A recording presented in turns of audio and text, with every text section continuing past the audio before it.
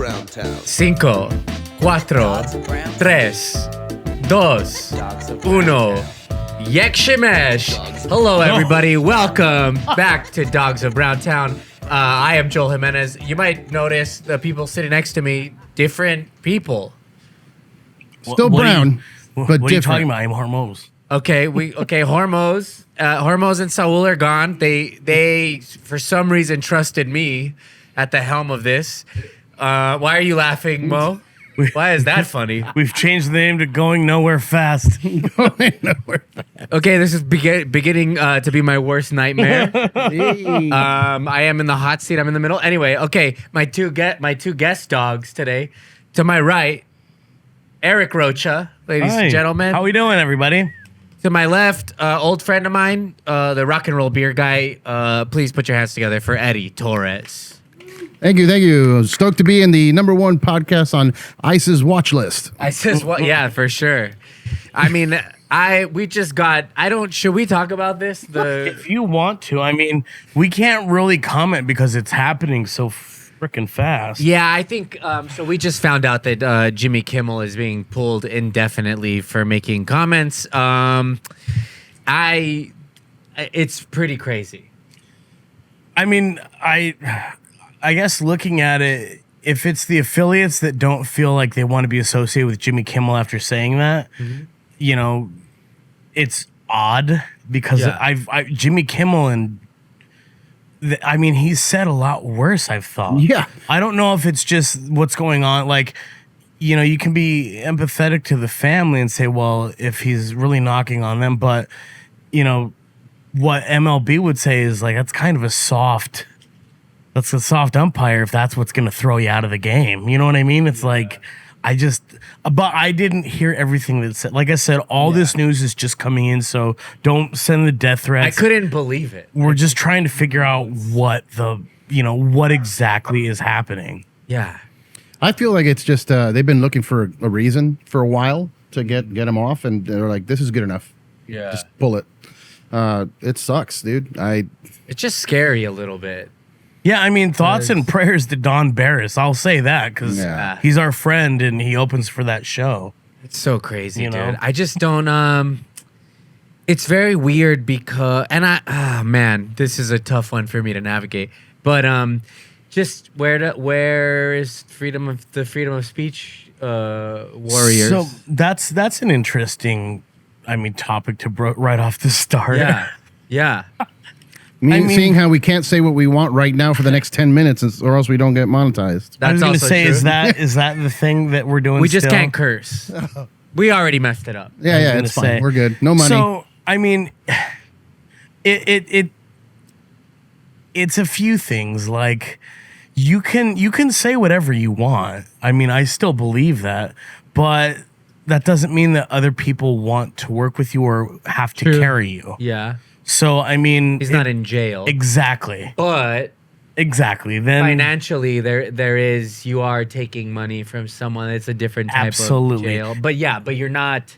They didn't come to your house and like remove you and throw you into a prison. But then again, too, when you control information that goes out, you know what I mean? Like, it's one thing to not be canceled, but it's another thing to lobby hard against not putting money towards somebody's show anymore. You know what I mean? Like, you have a lot of power. So like I said, it is a rocky slope to kind of navigate because it's like, well, Rocky Slope is your porn name, right? Oh no, that was Rocky Road. My bad. Go ahead. Yeah. I had to add some levity. I'm sorry. This is so good. crazy. You're I'm good. like, I just got caught off guard. I thought you were kidding with me. No. I was watching it. I was still trying to make, heads and tails of it because just like, well, what are the ratings? Do people really watch late night anymore? How good is it? Like, I've been at war, like, I'm probably more center than I am left nowadays just because it's gotten kind of crazy where it's just like, oh, at the risk of sounding like a hypocrite, but it's just like, I don't know all the details of it.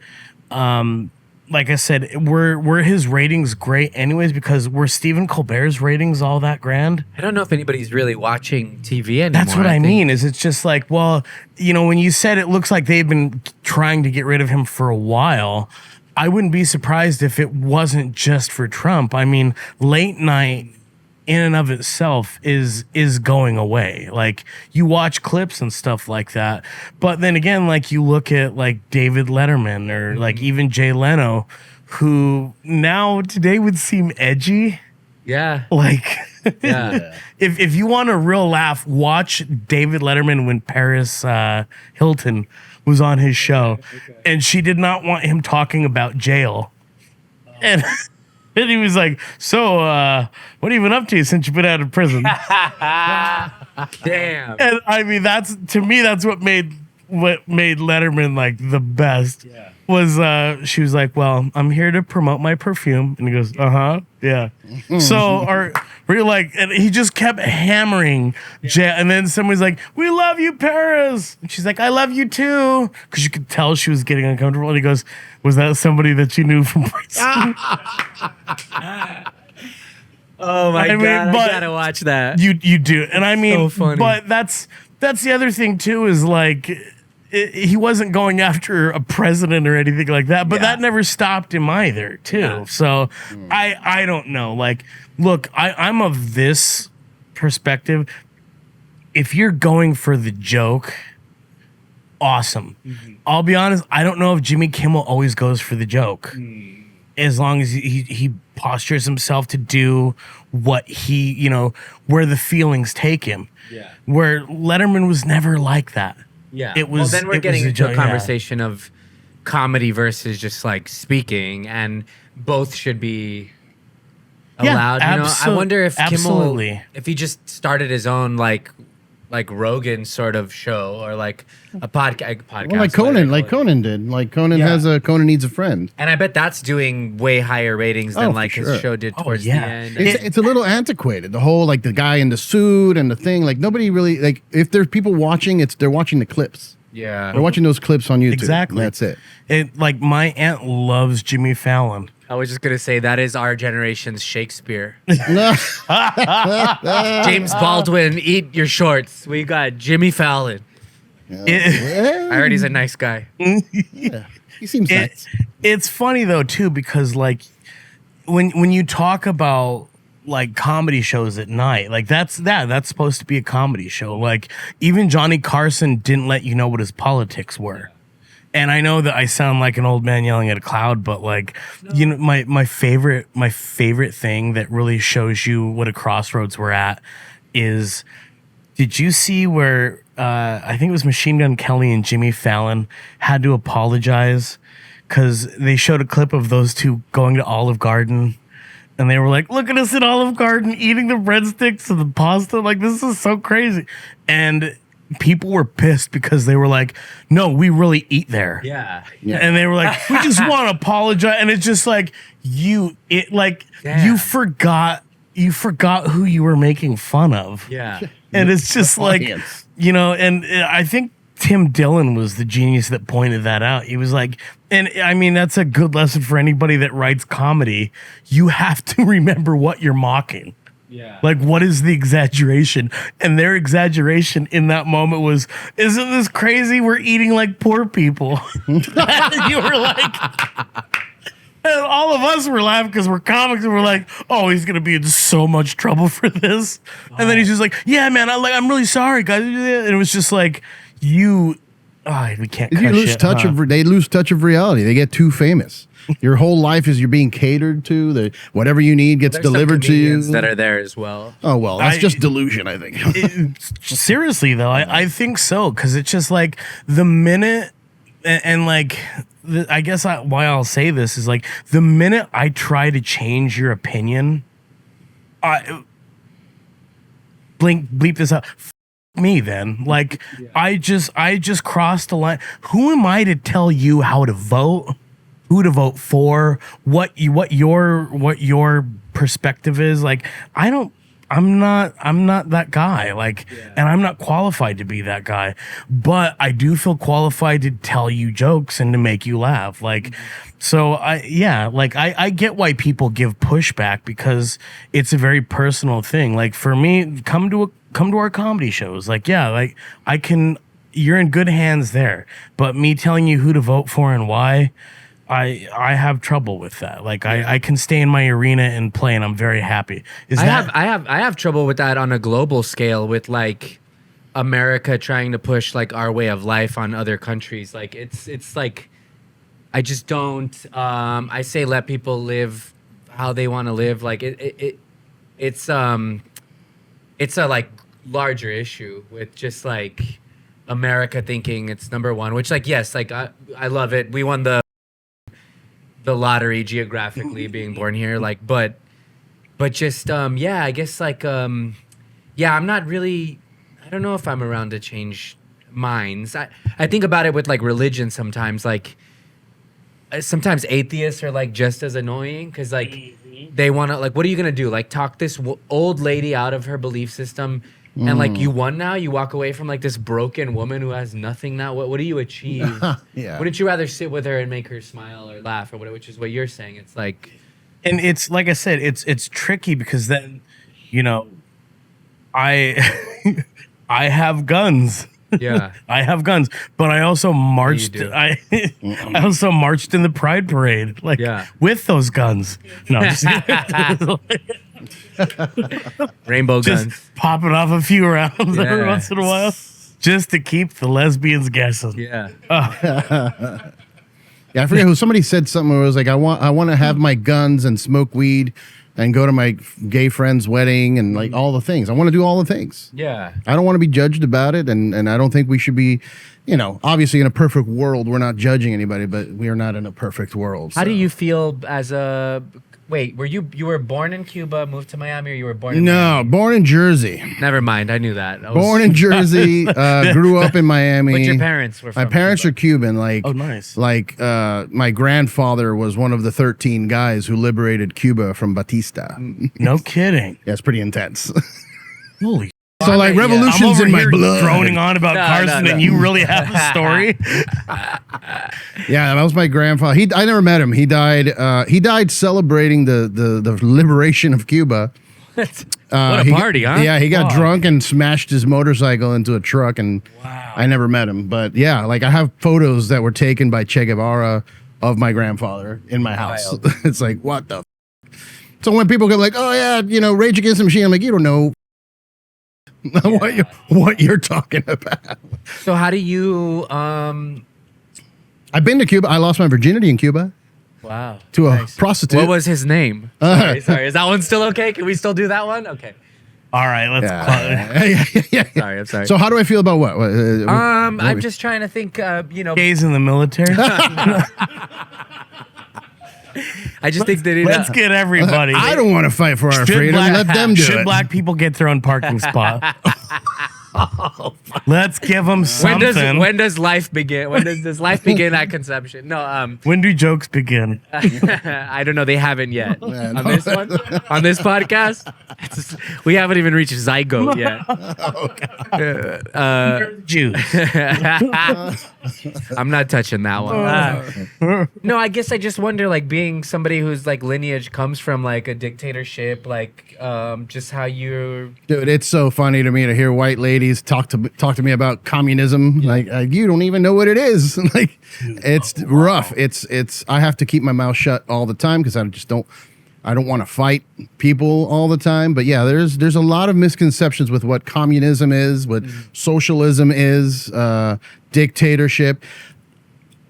You know, at risk of pissing some people off, like I've seen all of the signs of this place turning into a dictatorship. And my family, same. They're like, yeah, this is pretty much how it started. I'm like, cool. Damn, dude. Cool. Sounds great. Can't wait to right back to the beginning. But, you know, if it happens, that's what revolutions are built on, right? Yeah. Isn't that what punk rock is? Let's just go. I just don't know if yeah, I don't know. I don't know how many You're people already are wearing the camo. You're good. Yeah, I'm a poser, dude. this is literally to hide. I don't want anybody to see me. He's up him from Saving Private Ryan, where he's got all the ammo and he's just shaken by the 7-Eleven. I would like that actually. Oh, No, if I had all the ammo, I think I'd be okay. Need you to bring the bullets, Joel. We can't shoot it. We need the can't bullets, throw rocks Joel. at them, Joel. Oh, he was transporting. Yeah, that's what I mean. He's just, Dude. do you remember he was all scared? He's like, Can I be honest? It took me like 6 times to finish that movie because I was man. like, I was smoking weed and then we'd watch it and I was like, I can't do this, man. not high. That and Requiem for a Dream, I watched dude, multiple that's the times, worst. like high on multiple substances. And I I do love Requiem for a Dream, but Saving Private Ryan was just rough. My mom can't watch any war movies because she lost so many friends during the Vietnam War that all got drafted. She was in high school, so like, she don't f- with that. But yeah, dude, it's scary knowing how Cuba got taken over, and even seeing some Cuban dudes in Miami that are my old high school buddies that are just not shocked by what's going on. I'm like, guys, this is how they got you the first time. Yeah. Like, what are you doing? Fool me once, shame on you. What's going on? Fool me twice, che on you. Che on me. Che on me. There you go. Now we did it. Yeah, I don't know, man. It's a wild time. Like, and two, you really recognize signs because I can't speak on it. Like for me, it's one of those things where I'm like, you know, I told my mom this, like, legit. I go, if I've made it when I die, God hates will be at my funeral. Yeah. And I was like, if I've really done anything in this Westboro career, Baptist yeah, Church. the No, Westboro. I'll make sure they're there. You don't have to make it. But I mean, like for instance, they show up at funerals. They show up at I Yeah. see them every year at Pride, and I laugh because I'm See, like, dude. there they are. It's like, hey, how are you guys? Like I'm gonna kiss somebody in front of you and Nice. hear you call me that. You know what I mean? But Yeah. that kind of dissent, and I hate it, dude. Like I hate it with every fiber of my being. But it's just like you have to have that. You have to have the other side that is is bad. God, are we there yet? Yeah, we're past that. Okay, yeah. As crazy as they are, like, yeah, let them say what they want, because there was a time where you fought hate speech with better speech, and it was just like, not hate speech, but because I don't think you can fight hate speech. Like its mind is made up, but Hate speech is like a brick wall. exactly. Yeah. But it's just like debate people, talk with people. Have you ever seen any? That didn't work out for some people. Yeah, that's true. Well, I don't want to go into that because have you ever watched any of these old like James Baldwin debates? They're really, really brilliant. Like he always he never attacks them personally. He's always just like they're really mind blowing, and it's just interesting. I saw a thing.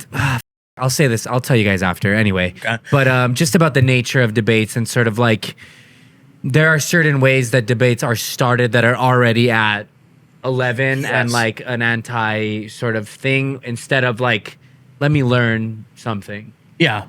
And I think Baldwin was always like just so well spoken, and he was in the hot seat. I mean, he was being attacked. He's like, this black dude and like being attacked by these psychos who, stood against whatever he believed in. But. You can't say you want to have the conversation and then refuse to have the conversation. Yeah. And it just feels like that's what both sides are doing right Do now. that. Yeah. Yeah. It's like, okay, well, then all of us in the middle are kind of, because it's just like now more people have more access to information.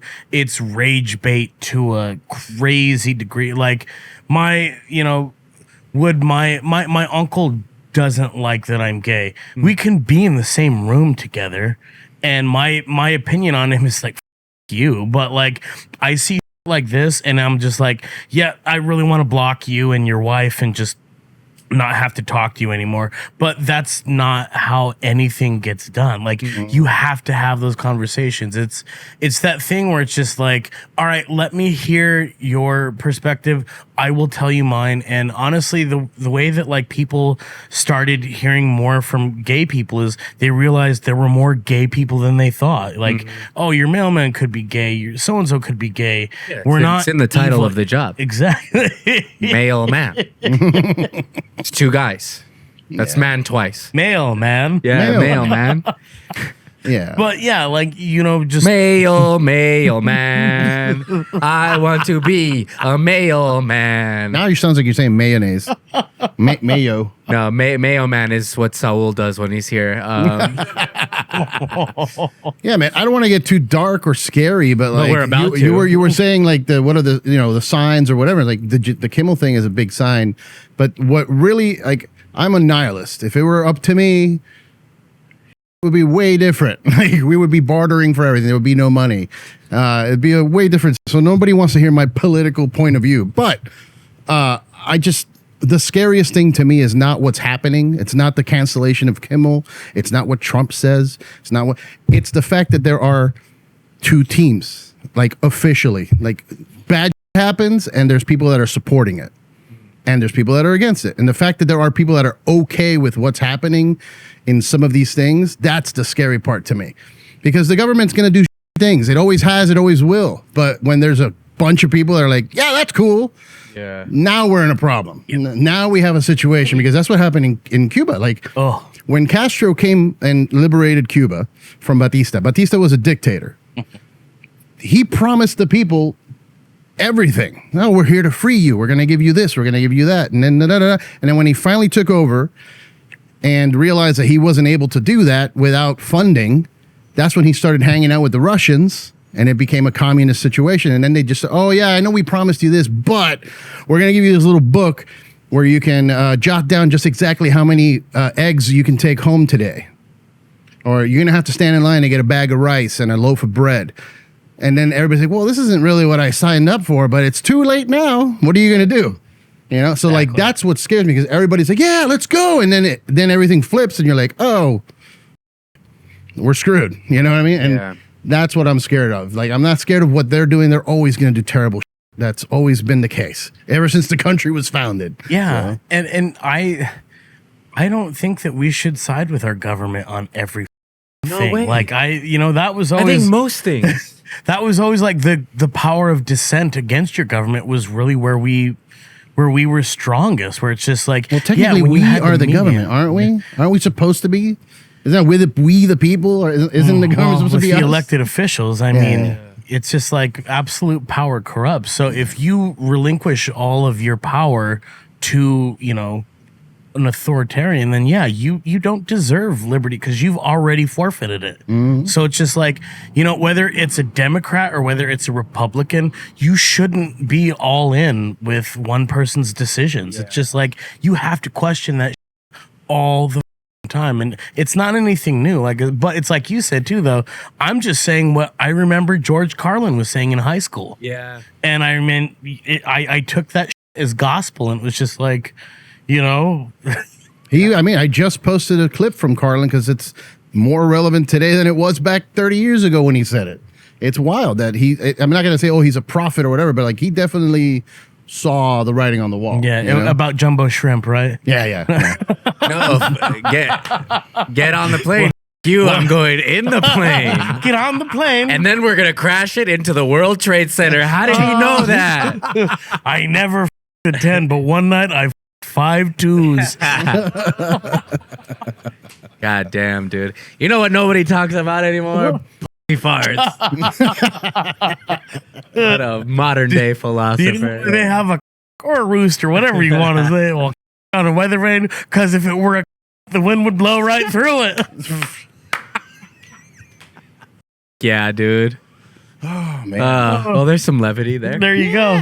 But that was Carlin's big take on that. I absolutely loved. It was just like he said something about being born in America, and he was like, "Look, the world's a freak show, and when you're born in America, you get a front row seat." Yeah. And it was like, oh quote, shit. Dude. Yeah, man. Yeah, I was listening to this podcast today about how like I think pre Jimmy Carter, presidents didn't really talk about religion. No. Like he was the first guy to say like, I'm a Christian. I think people should have this, should have that. And the right was initially like disgusted by it. They were like, Oh, really? "What? Like, well, you shouldn't be talking about like politics, whatever." And then Jerry Falwell, this like televangelist, was the first like sort of right wing guy to start being like, "Oh, like we don't like gays, we don't want abortion." Like these.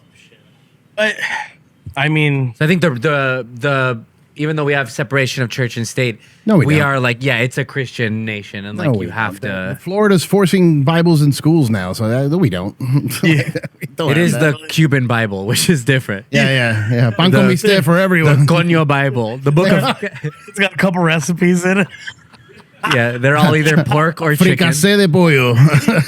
It's a sin. Do not cook it on low. You gotta cook it on low. In a pressure cooker. That's the house needs to go. A Cuban Bible. There's just one. That's why I can't talk. I am scared to talk at home because I'm used to getting shushed by the pressure cooker. Now, is it true that Cuban Bible? There's just one for the neighborhood, right? They have to share. Yeah, it? we gotta share. That's a real thing in Cuba. I remember when I was there, like the novela was on, and there was like 15 people outside of my grandmother's house or my great grandmother's house watching through the window because they don't have TVs. Yeah. And she was the only one that had like a small TV. So everybody's just there, like just neighborhood, all like, we just gotta share the TV. It's like, okay, yeah, dude. Yeah, it's going in a crazy direction. My buddy Dante Martin, he used to adult entertainment. He does now he does more like street interviews and really interesting. He just had a podcast on where he interviewed 4 other adult entertainment stars, and they were talking about where like Pornhub is requiring you to provide identification. Yeah. And I had to do it in Texas. Very weird. and it's just like, are really like, where is this information going? And then who Nowhere all good. has access to it? How is that information guarded? And it's just like, it's like you said, though, you're giving away more of your freedoms for like this illusion of safety. Mm-hmm. And it's like, you've got to be kidding me. It's just like, Yeah. Surfshark promo code Dogs of Browntown. Get yourself a VPN. You can still watch porn in Texas. Okay. there you go. Okay. Seriously. Is that a real VPN, Surfshark? Yeah, it is. Yeah, you don't have the code. It's not a real code. Sorry. Okay, okay. I was joking. There is no promo code. Okay, well, go to then them. Yeah. Sponsor us, then we'll Sponsor promote you. Surfshark. But yeah, dude, it's insane. Like, and that's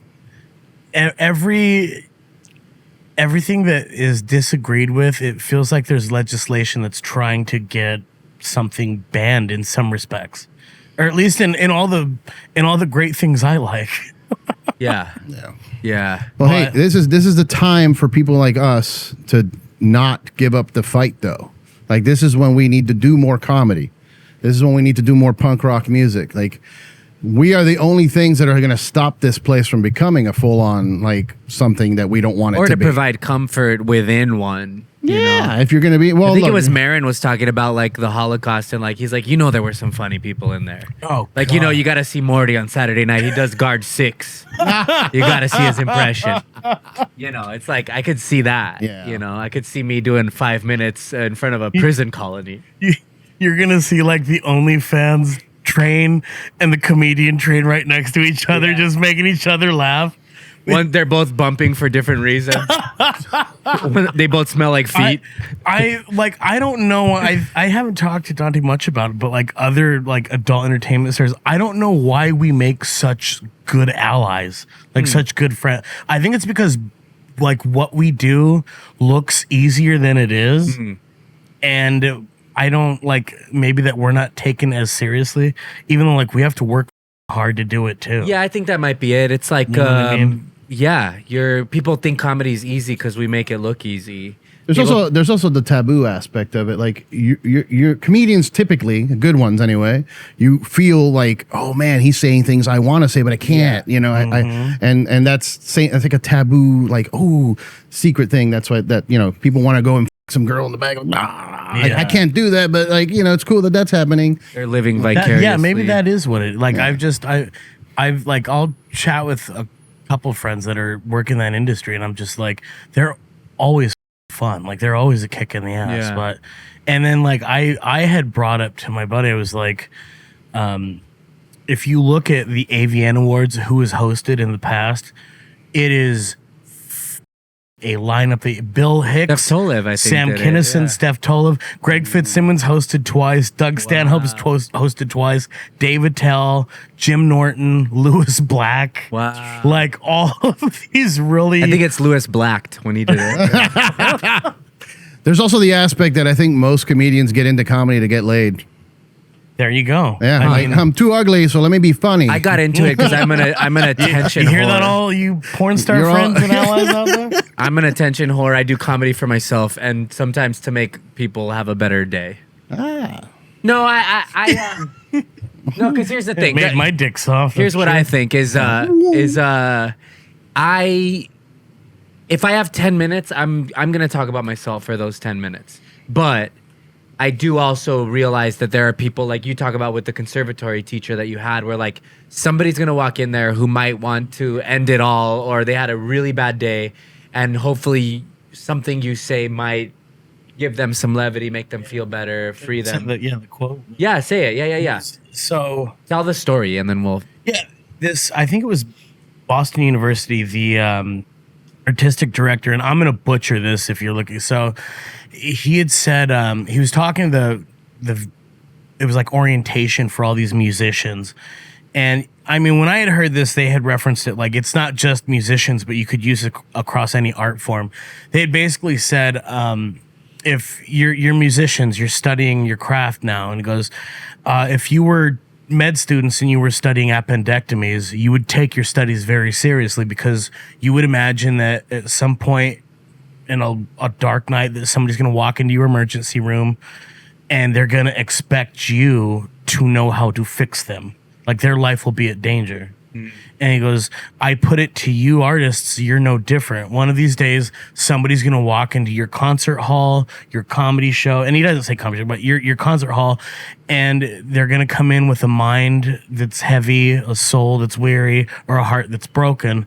And not all on you, but how they come out of that place will depend on how well you do your craft.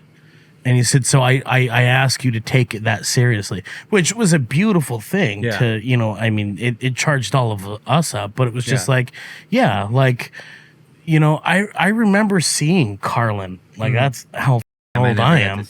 Yeah. I remember seeing him in live, and it was just like, this is, he opened up with the crucifixion joke. Yeah.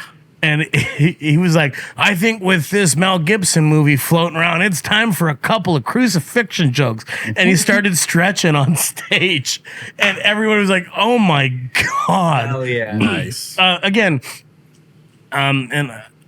you know, he was quoted as saying this too, because both sides, like you said, both sides quote him. Yeah. You'll hear Republicans quote him. You'll hear, you know, Democrats quote him. But it's so funny because he's seen as a cynic, and he was like, I'm not cynical at all. And he goes, I tell people, follow your dreams. Look at me. Yeah. And he goes, I dreams come true. He goes, dream big. He said that on Inside the Actors Studio. And he goes, I'm not a cynic. I'm a skeptic. And he goes, and there's a big difference. And he said, I don't believe that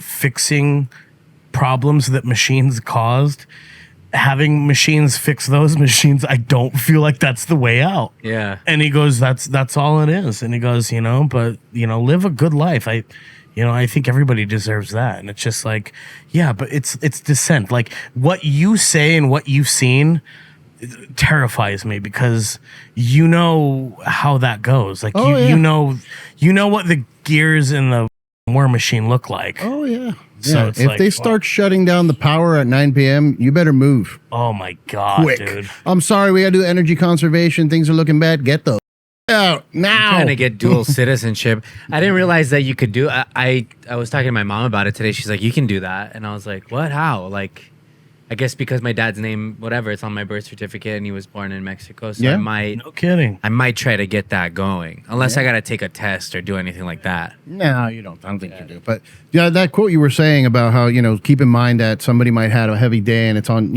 you. They should tell that to all the open micers. Hell, dude. Because every time I do open mics just to work on my I want to kill myself. Yeah, no shit. Good Man. Lord. But yeah, it is true. Like it's not our responsibility to stop someone from doing that. But if someone's paying money to come see you do whatever it is you're doing, music, comedy, whatever, it's on you to at least give the best you can. Yeah. Because I'm guilty of it, man. When I was in my 20s, I used to get f***ed up and play shows with my band, and I would get drunk to the point where I would get mad that there wasn't enough people in the audience. Yeah. And I would just start doing like I'd just kick stuff around and like not really giving a good show, and then feeling awful about it like the next day. Like, man, there was like 5 people there, but those 5 people paid to be there. Yeah. And they wanted to see the show. And then if I'm not delivering, like they're gonna go, I'm like, oh man, I couldn't even see a good show last night. Like it's a cycle, and we do have a responsibility to kind of try and do the best we can, Yeah. Absolutely. I mean, I remember seeing BB King the night he brought out Derek Trucks and John Mayer at the Hollywood Bowl. Right, I've seen that clip online. And it was just like what they played was so amazing. And it was just like, yeah, the clip's incredible to watch. Yeah. As John Mayer's freaking out and the other guy's freaking out, like it's just cool, man. It was one of those things where, it was a beautiful night and it was just like, oh yeah, this is what it's supposed to be. Like, this is escapism, baby. Yeah. Oh yeah. I mean, it might sound ignorant, but in a collapse or whatever is going to happen in society, we're going to need some sort of levity and escapism. And I don't know, like that's why I like fantasy. I need an escape from everyday life sometimes. Yeah. Yeah, dude. So I've realistically, this society, something's gonna happen to the society. I don't know if it's gonna collapse, but just historically, you look at everything, other societies through time. Humans haven't even been around that long. Yeah, in the grand something's scope. gonna happen. I don't know what it is. If it's whether like the West, like that movie Civil War, the West side separates from the right, whatever it is. National divorce. Yeah. But like I know that something is coming. And I've been preparing since the pandemic for something like this. And I've always made it a point in my mind, like, we need to have, people that are good at trade, like welders or, people that know how to build stuff. Oh, you're like going full on. Oh, pepper. you don't even know, brother. People that can blow those people. Yeah. We need sexual We're gonna performance. have to pay them somehow. But like on my list is always, we need to have entertainers. Like you need to have that because when we're all tired from surviving the chaos, we're gonna need somebody to help us feel good after. Because what else? It's gonna be on us. Comedians and sex workers. Sex workers. Get a hand job while you laugh. I And some of us are both. Musician. Yeah. There you go. I love my sex work. Dude, I do. I've hung out with so many porn stars. They're like awesome. Of course. Oh my God, We've you already guys talked are- about it. I know, I'm sorry. You No, guys it's are- great. No. I was they're going to say my the favorite. people that Eric is bagging, they're all like 10s. No. And I'm not bagging. Like, there's a lot of adult entertainment stars. I'm just friends. they're with. just your friends. Just But they're friends. hot. Yeah, they're of course. Yeah, they're like they're smoking. But it's just like they and comedians are so fun to hang out with because nothing is off limits. It's just like You're right. Yeah, you laugh and joke. The raunchiness. One porn star just putting his dick out and just like you're looking at shit and it's like, oh dude, put your dick away. Yeah. You know what I mean? Like, But do it slowly and in French. like Joey Diaz used to say, he goes, you never had fun? You went to a bakery and you push your dick again. You say, give me the twist. And she'd be like, you mean the twist?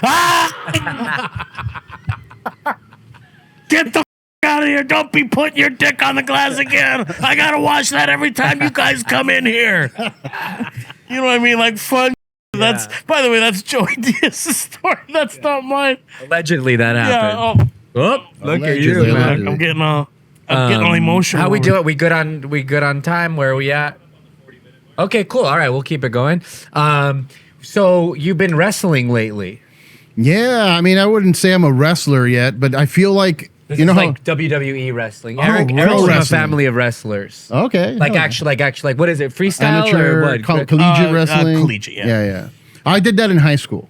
So I did that in high school, and then through the years I did a little bit of like taekwondo and jiu-jitsu, whatever. And then I did spend a little bit of time when I was young trying the pro wrestling thing, but I got into multiple car accidents and other things that just kind of like no more physicality for me.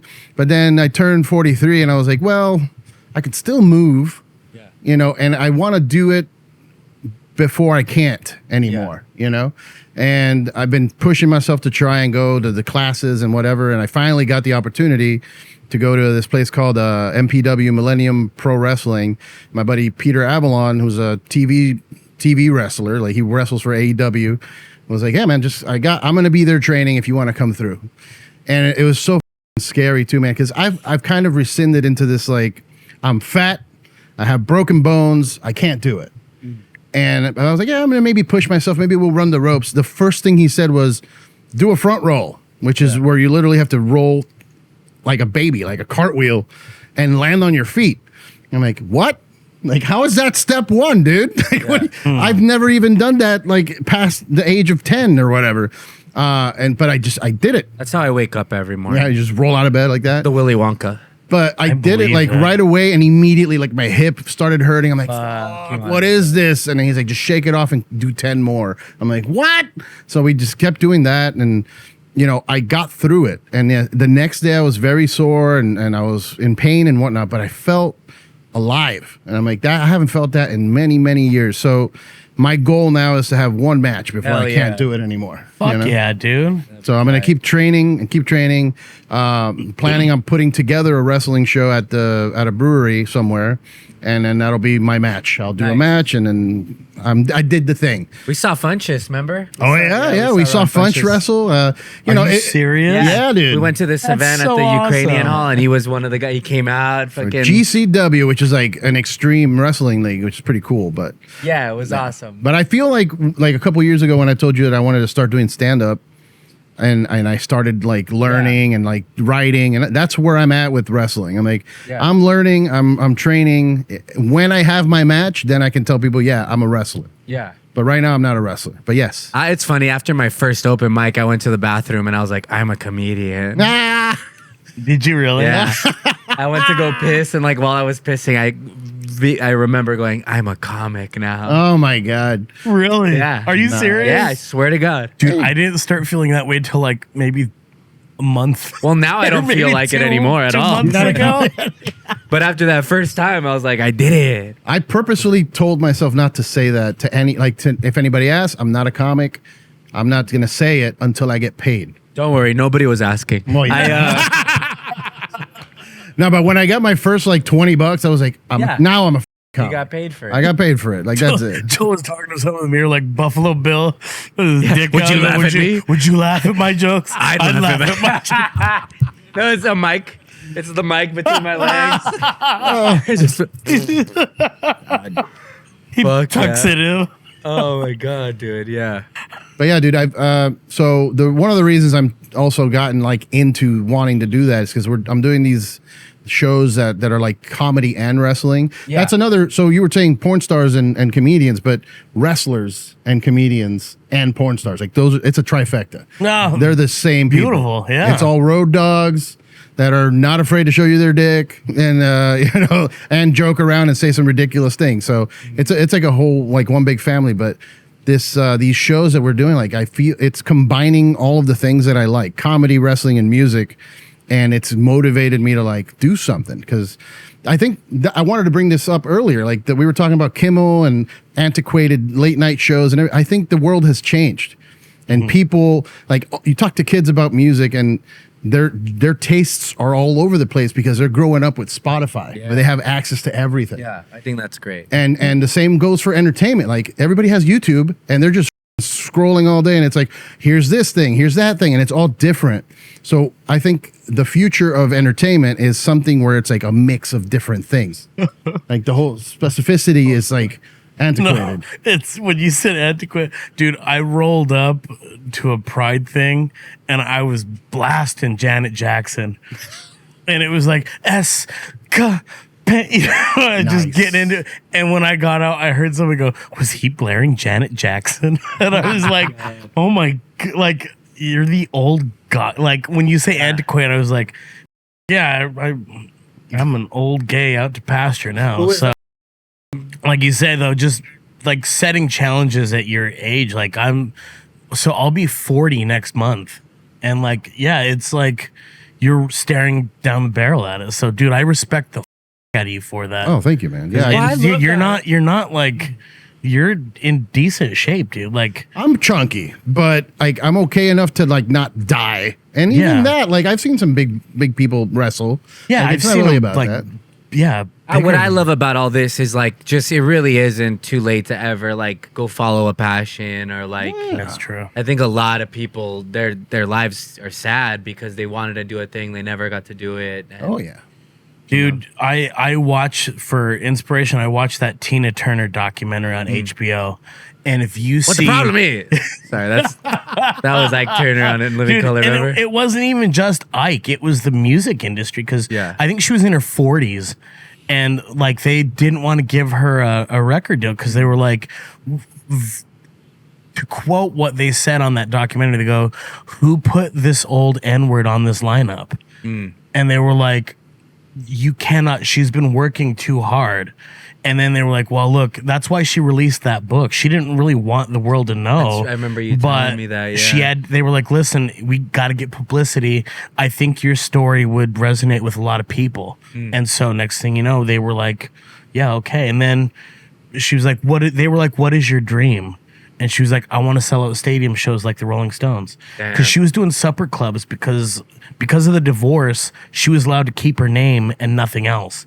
So all of those gigs that they canceled, she had to help pay for it too because they had canceled.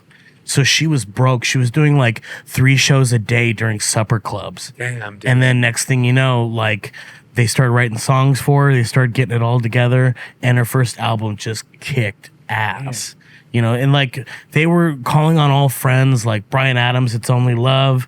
Mick Jagger goes on and says Tina Turner taught him how to dance. Wow. Just like everybody knew. I think it was Cher that said the definition of insanity is trying to go after Tina Turner. Amazing. And I mean, Cher is a badass performer too, but it was just like, it's like you said though, like, and this was in her 40s that all this shit was happening. Yeah. And people remember that. So hell yeah. You know, real quick supper club thing was I think either before Social Distortion did Ring of Fire as a cover or before 9 Inch Nails did Hurt, Johnny Cash was doing like supper clubs again. He had kind of like, so one of those two like brought him back into the public eye. Like he had a second go at it. Or I think about people like, I don't know, there's so many entertainers that have had like 3-4 careers just up and down, up and down. Madonna, I mean, to reinvent yourself that many times. Try playing Madonna rolling up to Pride. Yeah, man. Yeah, you don't even realize it sometimes. Like one of my favorite metal bands is Mastodon, and in my mind, like, oh, they've always been huge, but they weren't. They got big when they were all in their late 40s. Yeah. That's when they got big, like Warner Brothers money. Yeah. So to that point, like, it's not it. It can get to be too late at some point, but it's still not too late for me in my 40s to like follow a passion. It depends what you're trying to do, you know? Like, Yeah. If you're just trying to get out and like feel good and do your thing, then it isn't too late. And it's tough because, you know, like I had a really tough pandemic where like I mentally broke and like nothing's gonna happen. I'm done. Life is done. I'm gonna blah, blah, blah. So to like break all of that to then try and continue to do stuff, like it was tough. But I'm here to tell you, it's possible. You're gonna be sore for a few days, but it'll be fine. I'm sore for a few days anyway.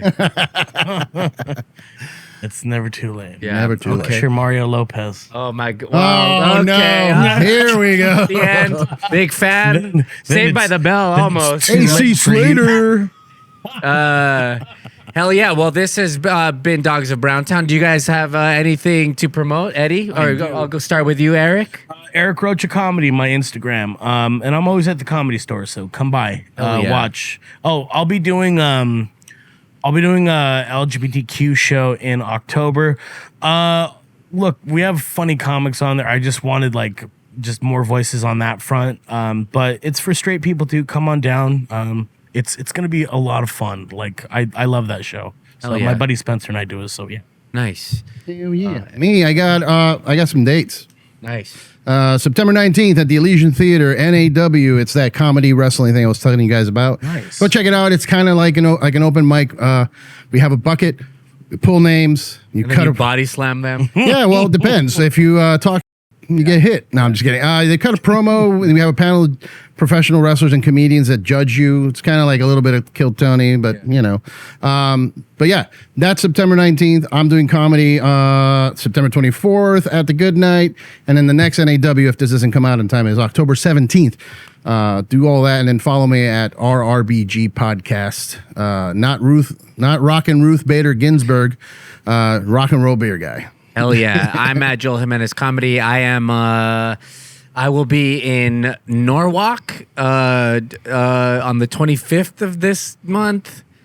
Why are you so trepidatious? I'm trying to think about the date. Oh, I was trying that's to why I remember. pulled I out my think the place is called Las Haras.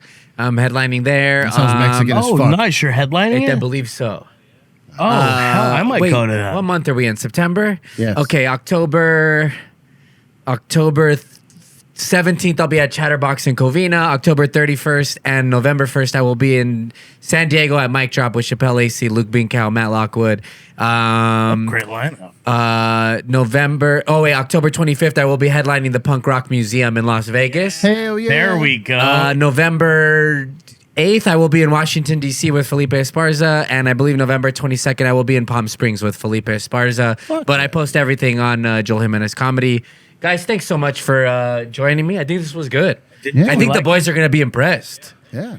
So replaceable. You guys are so replaceable. Easy. Just Does- other Browns. We're in LA. There's Yeah, we plenty can of be us. edgy. Oh, I thought of it real quick to go out on a classic note. If you Midlife ISIS. I won't say who that's for. All right, we'll see you guys later. Goodbye.